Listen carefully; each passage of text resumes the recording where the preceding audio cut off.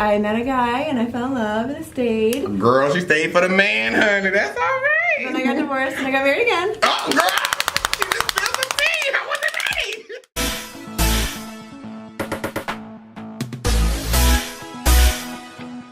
day? Hey, beautiful people. It's Success Mentor Dante J. Worth, and I'm back with another video right here on Auditions Believer TV. Now, if this is your first time tuning in, I need you to make sure you hit that subscribe button down below. Make sure that you like this video. And make sure that you are commenting down below. My team and I absolutely love to read your comments. Now, tonight, we're being joined by the beautiful, the fabulous, the one, the only. Tell them who you are, darling. Mary Lupien. Woo! Yes! See, she almost said half of her name. It's Mary Agnes, isn't it, honey? Oh! Yes! So we invited Mary Agnes here tonight to talk about connecting your passion to someone else's need. But before we talk about that, we're gonna ask you the question we ask every single guest. What is your story? Wow. Well, where should I start? Wherever you feel comfortable, honey.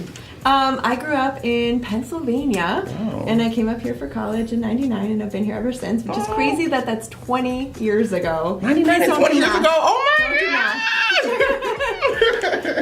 But to be honest, the first year I was up here, I didn't think I'd stay because it snowed 2 weeks straight, and it was so cold. And not that this is a good thing, but climate change has kind of softened our climate a little bit. But I met a guy, and I fell in love, and I stayed. Girl, she stayed for the man, honey. That's all right. Then I got divorced, and I got married again. Oh, girl! She just spilled the tea. How was it ready? So you found another one. All right. Was it Rochester? Both native Rochesterians. Okay, good. All right. Yeah, no, but I after, Rochester's the kind of city where you gotta know the people, and then they show you the things, and then Rochester is just amazing. It is. I love Rochester. Yeah. Yes. So I had a wonderful pleasure to meet some great people in Rochester. It showed me the cooperative housing scene, the urban gardening scene, the local, business and stuff. And so I don't know, there's just a lot of good stuff in Rochester. So I'm glad I'm here. Yes, we're glad to have you. Yeah, and so my story of kind of why I'm doing what I'm doing, running for city council in the East District. It's crazy how it started. I was going towards the American dream, thinking that was going to make me happy. And the tsunami that happened in 2006 just shook me and made me see that, that massive, 500,000 people died in one second. Right. It just made me see that everything that I was aiming for was not what was important. And to be honest, for the first time, I really started to see, outside of my own existence. And that's good. So I got involved in charity stuff and ended up quitting my IT job and going to work at a soup kitchen. But I started making relationships at the soup kitchen, and I noticed that I was coming at this from a kind of savory mentality, thinking that I was going to go in there and fix things, and that charity, was going to make a difference, and there's a place for that.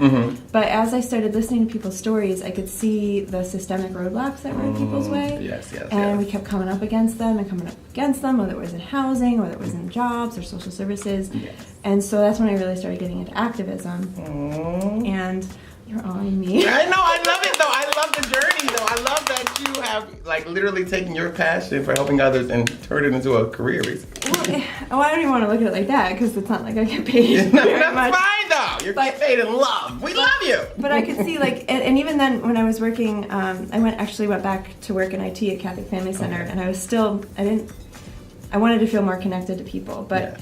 From the distance, I could see it's kind of a business, and it shouldn't be, but there's real need in breaking down barriers and changing policy in a way that benefits everybody, and not just the 1%. The haves and the have-nots. Kind of thing. Okay, awesome. Yeah. So Bernie though was the one Bernie Sanders was the one who.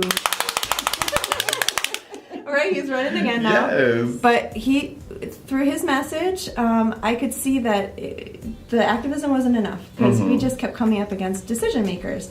And his whole message was well, if you want change, become those people. And that's good. That's the message for everyone, though. Become what the change you want to see. Exactly, and I'm so excited. There's so many new people in this election, and so many people that came out last election, and I hope that trend continues. Yes. And I'm trying to be as open and transparent about the process so people can kind of pick up on it and see that it's not so difficult. Yes, that's awesome. That is good. That's good. So, we've talked a little bit about your journey, but when did you realize that you were passionate about helping others? Besides at the soup kitchen, like, was there ever a moment like where you had a trajectory shift in your mind? You said, I need to help other people. Well, I think it became. I first noticed it when I was a kid, actually, and somebody else helped me go back and kind of see that this is where it started. But I don't remember what was going on. I think it might have been, I don't know, maybe a drought or some kind of event when I was a kid. And I wrote this poem that was all about, like, all this stuff is going wrong in the world, but I can't do anything to help. And I remember my mom read it, and she said, yes, you can. Oh. And I think that singular moment, looking back, was what made me think that I could make a difference and do something. And she activated your potential. She confirmed it, affirmed what you already knew about yourself. Right, and I think we all have that in us. We just need that special someone to be like, yeah, you can. Oh, that's good. That's good. For a brief moment, talk to the people, and maybe there's someone out there who wants to be like you. They see your journey, they see that you've had all these experiences. What advice do you have for them? Yeah, well, the number one thing I can tell you is that if I can do it, so can you. It's just all about relationships, and if relationships are important to you, then you can do this work. I am where I am because of the hundreds of people that I talked to that helped me understand the issues and guided me through the process and let me into their life to see their story. And that's, the stories are really what helps me have energy and knowing that we're all in this together and that there's real work that can be done and we can do it together. That's what drives me. That's good. So, there's a million ways you can get started. If you want to run for office, there's the Working Families Party has like campaign schools that kind of teach you the nuts and bolts of how to be a candidate and how to put together a campaign. But then I went through Women Elect, which teaches women specifically, not just how to do a campaign, but how to be a woman candidate in this male-driven world. I could tell you stories, man. When the very first meeting, we went around the table, and we had to answer this question of name 3 things that you're an expert at. And by the end, we were revealed, it was revealed to us that the actual motive was just to see us all squirm, because no woman likes to, not many women are comfortable admitting that they're experts. And so that was a wake-up call to me that, it's really challenging for women to step out and use their confidence in this world that isn't necessarily designed for them. So there's lots of programs like that out there. So I don't know, and I love being a connector. So you can reach out to me directly, and I'll definitely plug you in. Yes! I just want to give a shout out to Stanley Martin, who is also running in this race. I love Stanley. Hi, Stanley. And I'm so excited that they are running. Oh, that's so cute!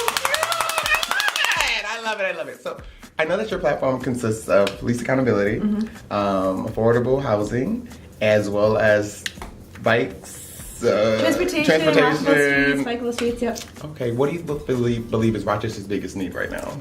Wow. Well, I mean, just as a general, solving our poverty problem is the number one need. But within that, that's so many things. So I, in my last campaign, I thought that transportation was that intersection that helped people get to jobs and to school and to, recreation and all that kind of things.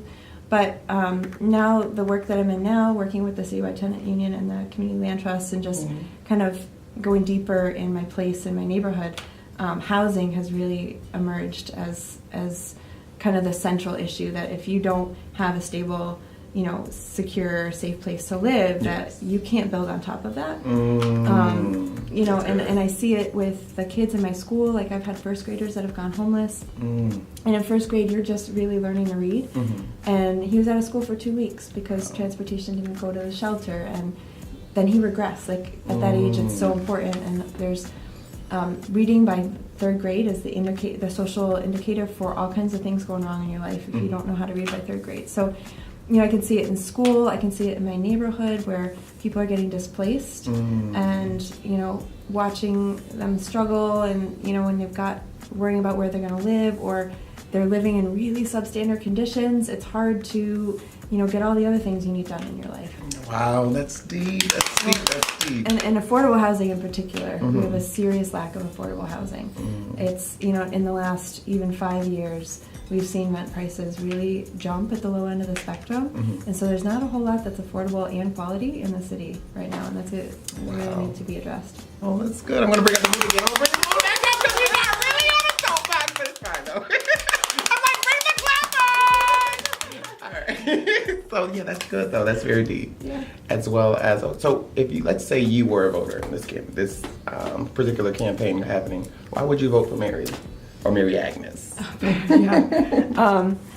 I would vote for Mary because I can see, that's weird talking about myself in the third person. That's okay. But I can see that I'm doing the work in the community. You know, it's not just talk, that I've been doing it for a while, that I'm authentic and I really care. And the most important thing to me is carrying out the will of the people.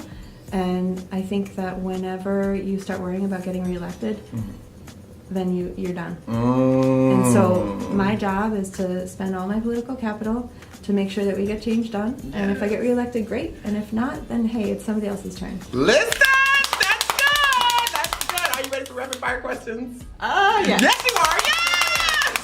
Yes. Favorite book? Ooh, Brene Brown, Dare to Lead. I love everything. Oh, yeah. A favorite movie? Super Troopers. Super Troopers? Yes! Yes. Why do you want to be on city council? To make real change. Yes! And to be audacious means to be? Audacious means to live your truth. That's good! That's good! So tell the people how they can find you online, how they can support you. Sure, absolutely. I've got a website, marylupien.com. I'm on Twitter, Instagram, Facebook at MaryLupienRock, ROC. You can support by becoming a social media ambassador. You can volunteer in the campaign, go out knocking door to door, making phone calls. Everybody loves to do that. Yes. Or you can donate, or you can just, send good vibes to me. Good vibes coming your way! Yes! So until next time, remember that life is meant to be enjoyed and not just endured. Woo! I forgot. Oh, she wants something else to say. Vote. Oh, go out and vote, y'all! June 25th. June 25th, yes!